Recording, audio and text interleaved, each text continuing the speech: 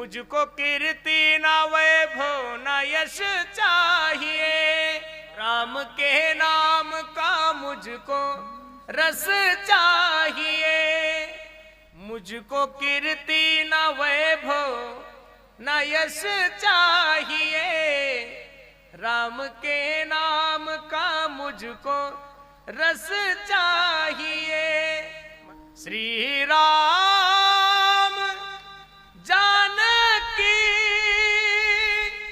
बैठे हैं मेरे सीने में, श्री राम जानकी बैठे हैं मेरे सीने। पंत लंकेमध्ये रावणाला मारून ज्यावेळेस अयोध्येत आले त्यावेळेस सर्व भक्तांना त्यांच्या त्यांच्या मनाप्रमाणे दान दिलंय, पण सर्वात मोठी सेवा बजरंग बलीची होती. कोणाची होती?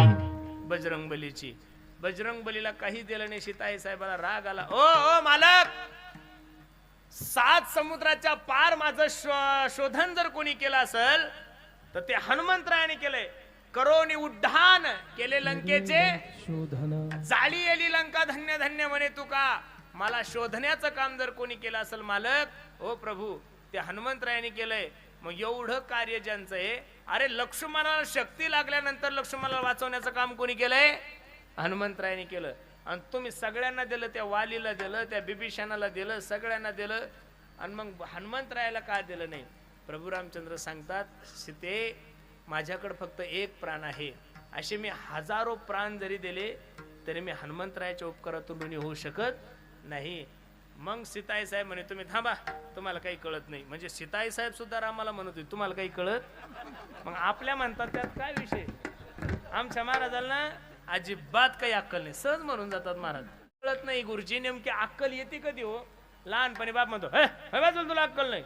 लग्न झाल्यावर बायको म्हणजे, हा तुम्ही बाजूला तुम्हाला अक्कल नाही. आणि म्हातारपणी सुना म्हणतात, बाबा तुम्ही व्हा बाजूला तुम्हाला अक्कल नाही.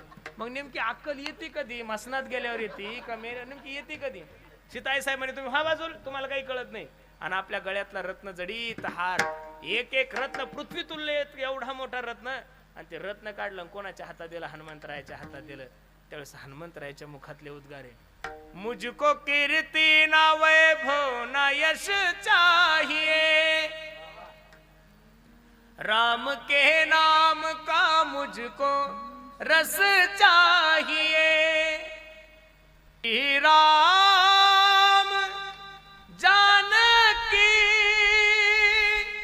बैठे हैं मेरे सीने में. नाम म्हणून जीवनामध्ये नाही काही जरी घडलं तरी नामस्मरण घडो.